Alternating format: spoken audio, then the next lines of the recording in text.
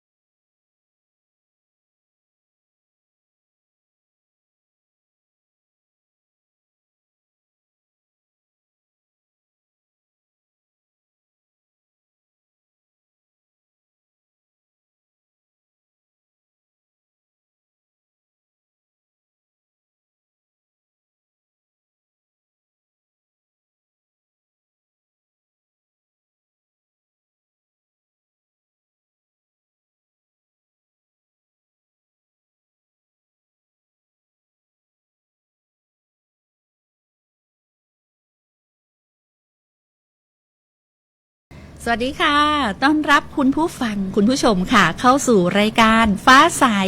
ไร้มลพิษค่ะวันนี้อยู่กับดิฉันชุติการเหล่าชัยทำหน้าที่ดำเนินรายการในวันนี้ค่ะวันนี้โอ้โหรายการฟ้าใส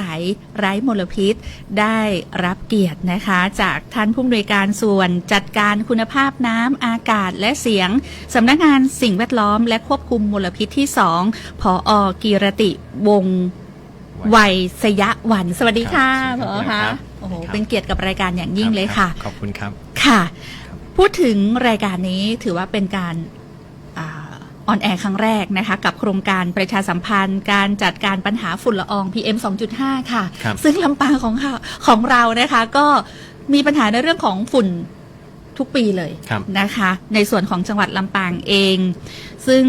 ท่านพ่อเมืองของเรานะคะท่านผู้ว่าราชการจังหวัดลำปางนายวิวัฒน์อินไทยวงศ์นะคะก็ได้ขานรับ นะคะในส่วนของนโยบายที่ทางกระทรวงมหาดไทย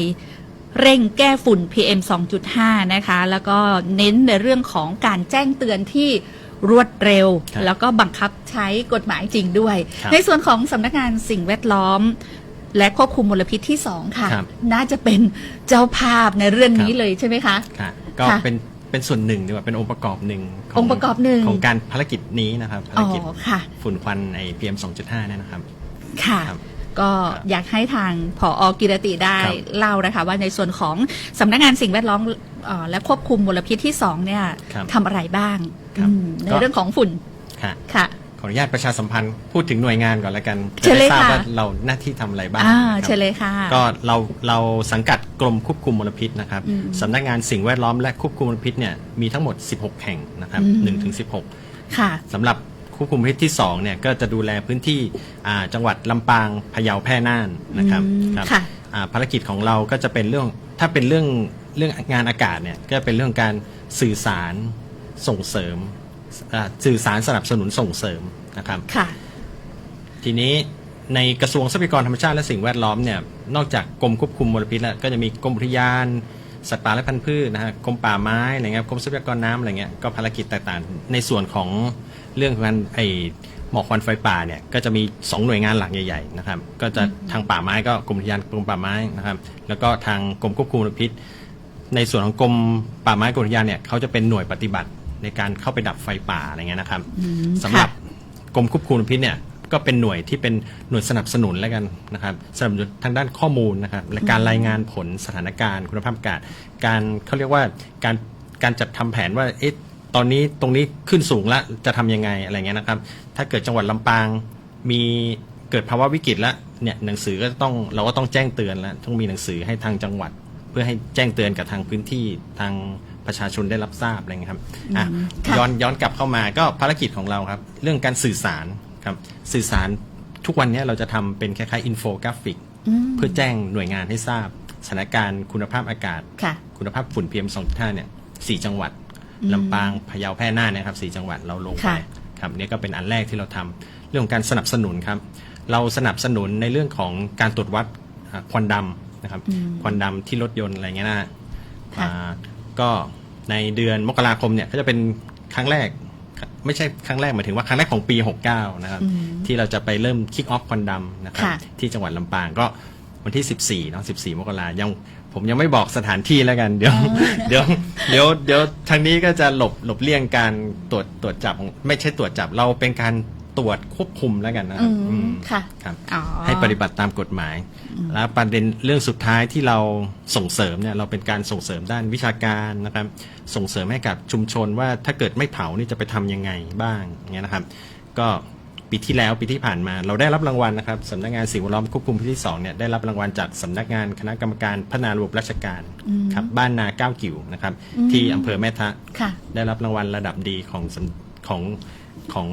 อะไรนะที่เป็นรางวัลเลิศรัตน์นะครับเรื่องของการมีส่วนร่วมกับการบริหารจัดการอย่างมีส่วนร่วมนะครับค่ะโอ้เป็นเรื่องที่น่ายินดีนะคะทีนี้กลับมาที่ฝุ่น PM 2.5 ค่ะ PM 2.5 ตอนนี้จังหวัดขานรับนโยบายของกระทรวงมหาดไทยแล้วทีนี้พี่น้องประชาชนค่ะหากว่าท่านผอ.กิรติเนี่ยไม่ได้มาออกรายการฟ้าใสไร้มลพิษนะคะอย่างวันนี้เนี่ยสามารถที่จะติดตามได้ช่องทางไหนบ้างคะกับการรายงานที่ท่านผอ.บอกว่ามีอินโฟที่รายงานสถานการณ์แต่ละวันเนี่ยค่ะก็มีทางอินโฟท่านในทางเว็บไซต์ก็มีเว็บไซต์ของกรมควบคุมมลพิษแล้วเข้าไปที่โลโก้ Air 4 ไทย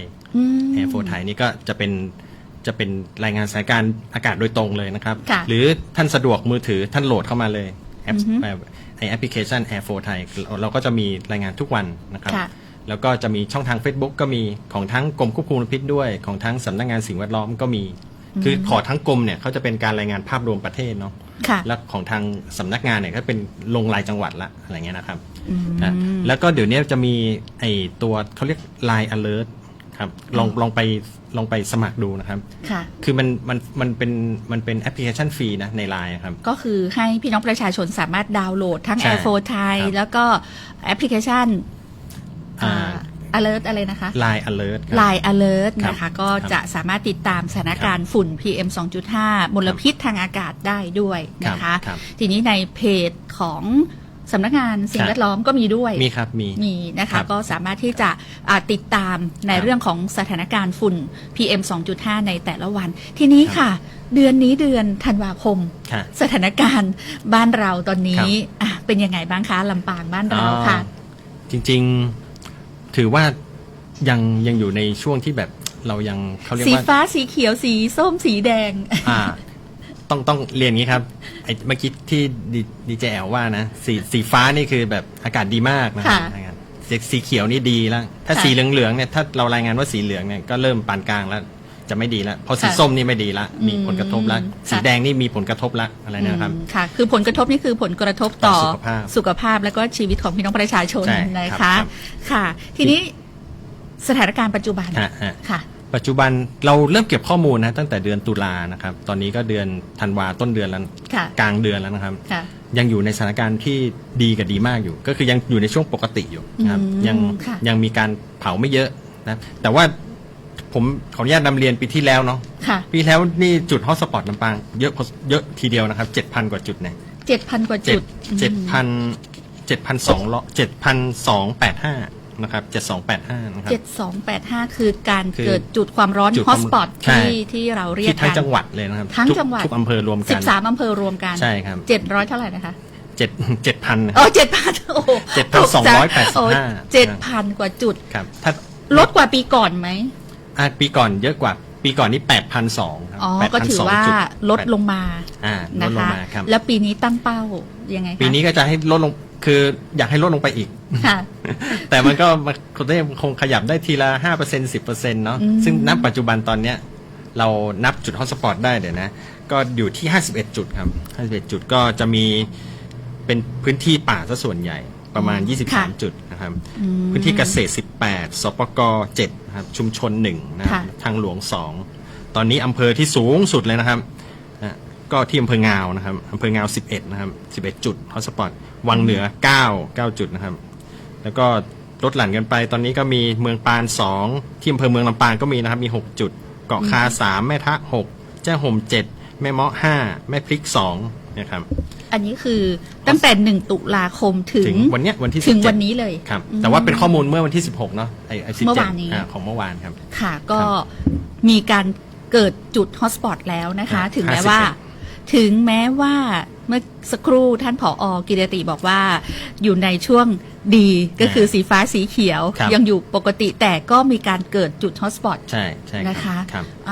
ทางนี้ทั้งนั้นค่ะต้องขอความร่วมมือทุกภาคส่วน ไม่ว่าจะเป็นองค์กรปกครองส่วนท้องถิ่นทุกหน่วยงานค่ะที่จะต้องบูรณาการร่วมกัน และพี่น้องประชาชนเองหยุดเผานะคะหยุดเผาทุกอำเภอทั้ง 13 อำเภอก็จะมีท้องฟ้าใสๆอากาศดีๆปอดของคนลำปางก็จะได้สะอาดนะคะเหมือนชื่อรายการของเราค่ะ ฟ้าใส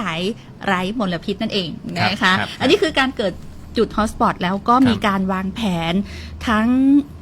เขาบอกว่าไงก่อนที่ฝุ่นจะมาในช่วงที่สถานการณ์รุนแรงเนี่ยจะช่วงไหนคะของจังหวัดลำปางที่ ครับ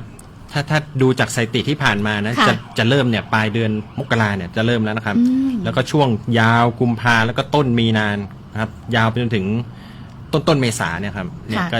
เนี่ยจะเริ่มส้มเหลืองส้มแล้วก็แดงเหลืองส้มแดงอะไรเงี้ยนะครับ ถ้าผมดูคือมีสถิติดูของปีที่แล้วนี่ก็จะอยู่ประมาณช่วงเนี้ย ค่ะ แต่ทีเนี้ยปีเนี้ยก็ยังกังวลเหมือนกันนะครับกลัวมันจะซ้ำรอยปีที่แล้วเหมือนกัน ค่ะ แต่ปีเนี้ยถือว่าเราเร็วนะในการประชาสัมพันธ์ในการแจ้งเตือนพอดีท่านผู้ว่าท่านมีความกังวลนะครับ เพราะว่าของลำปางเนี่ยค่อนข้างสูงค่อนข้างเยอะาแต่ท่านก็เลยเรียกประชุมหน่วยงานที่เกี่ยวข้องเนี่ยเข้าไปจัดแจงภารกิจมอบหมายภารกิจนี่ผมก็โดนมาเหมือนกันว่าจะต้องเริ่มแล้วต้องเริ่มประชาสัมพันธ์เนี่ยอันนี้ก่อนมาที่นี่ก็ไปประชาสัมพันธ์ที่อื่นมา 2-3 ที่แล้วอะไรเงี้ยนะครับ ค่ะ ก็ถือว่าเป็นช่วงที่จะต้องเร่งประชาสัมพันธ์ให้กับพี่น้องประชาชนทั้ง 13 อำเภอ ครับ ของเรานะคะ ครับ ได้ร่วมด้วยช่วยกันนะคะหยุดเผาที่ตัวเราแล้วเรื่องของ PM 2.5 มลพิษทางอากาศก็จะไม่เกิดขึ้นนะคะท่าน ครับ แล้วก็ที่น่ากังวล มีอะไรเป็นพิเศษไหมคะในส่วนของ ตอนนี้ที่กังวลคือพี่น้องจะเข้าใจคลาดเคลื่อนว่าถ้ายังไม่ประกาศห้ามเผาเนี่ยคือเผาเลยเผาได้ไหมในช่วงนี้อย่างเงี้ยค่ะจริงๆแล้วไอ้ที่เขาประกาศเนี่ยเขาหมายถึงการเผาในพื้นที่เกษตรพื้นที่ป่านะครับแต่ในพื้นที่ชุมชนเนี่ยคือเขาเรียกว่าห้ามเผาเด็ดขาดนะครับอ๋อต้องเข้าใจนะคะพี่น้องประชาชนอาจจะเข้าใจว่าเขาประกาศในส่วนของพื้นที่ป่าพื้นที่บางคนบอกมีสวนมีพื้นที่ทางการเกษตรประกาศแค่นั้นแต่ในส่วนของบ้านเรือนประชาชนเผาได้อันนี้ไม่ได้นะไม่ได้ครับไม่ได้เขาเรียกว่ามันมีพรบของสาธารณสุขอยู่กำกับแล้วก็พรบป้องกันบรรเทาสาธารณภัยกำกับอยู่ถ้าใครเผาเนี่ยก็มีทั้งปรับนะทั้งจำคุกถ้าเกิดไปทำให้เกิดมันลุกลามใหญ่โตอย่างเงี้ยนี่ก็มีเรื่องของจำคุกเหมือนกันอย่างถ้าเผาเนี่ยเหตุเดือดร้อนรำคาญนี่อย่างน้อยก็ 2,000 แล้วนะครับที่ปรับกันโดนปรับครับก็คือตอนนี้มีการเร่งประชาสัมพันธ์ว่าห้ามเผาค่ะถ้าหากว่ามีพี่น้องประชาชนฝ่าฝืนก็จะมีการใช้กฎหมายนะคะบังคับใช้แล้วท่านก็จะต้องถูกดำเนินคดีเพราะว่ามีการคุมเข้มนะคะทั้งการประชาสัมพันธ์ทั้งการดำเนินการกับผู้ที่ยังลักลอบเผาในพื้นที่ของจังหวัดลำปางทั้ง13 อำเภอโดยเฉพาะชุมชนนะคะแต่ตอนนี้ชุมชนถือว่าปฏิบัติได้เป็นตามกฎหมายนะถือว่าน้อยนะครับถือว่าจุดฮอตสปอตไม่ค่อยเกิดไม่มีค่ะคงเป็นเพราะว่าจังหวัดลำปางของเรานะคะมีการประชาสัมพันธ์ตั้งแต่ก่อนที่เราจะเริ่มประกาศอย่างจริงจังตอนนี้ยังไม่มีประกาศยังครับยังนะคะแต่เป็นการประชาสัมพันธ์ค่ะแต่หากว่าพบเห็นท่านกระทำมีหลักฐานเนี่ยค่ะก็ต้องถูกดำเนินคดีใช่ครับไม่ต้องรอให้ประกาศใช่ไหมคะค่ะก็แจ้งทางนี่เลยครับอะไรนะหมู่บ้านก่อนเลยครับเขาเรียกพ่อหลวงแม่หลวงหรืออะไรนะก็มีการประชาสัมพันธ์ให้กับลูกบ้านก่อนนะคะก็ต้องฝากด้วยค่ะสำหรับผู้นำท้องถิ่นนะคะผู้นำชุมชนอันนี้ต้องมีส่วนร่วมนะคะกับทางจังหวัดด้วยค่ะกับการที่เราจะได้มีอากาศดีๆไว้หายใจท้องฟ้าสดใสเหมือนชื่อรายการของเราฟ้าใสไร้มลพิษนะคะอันนี้ก็เป็นการรายงานจากท่านผอ.กิรติวงศ์ไวยสยวันนะคะผู้อำนวยการส่วนจัดการคุณภาพน้ำอากาศและเสียงสำนักงานสิ่งแวดล้อมและควบคุมมลพิษที่2ค่ะท่านผอ.กังวลเหลือเกินนะคะตอนนี้นะคะเวลาของเราเหลืออีกไม่กี่นาทีแล้วนะคะดูเวลาแล้วก็ต้องบอกเลยว่าสามารถติดตามได้นะคะสำหรับคุณผู้ฟังคุณผู้ชมทุกท่านค่ะทุกวันพุธค่ะที่เราเจอกันในรายการฟ้าใส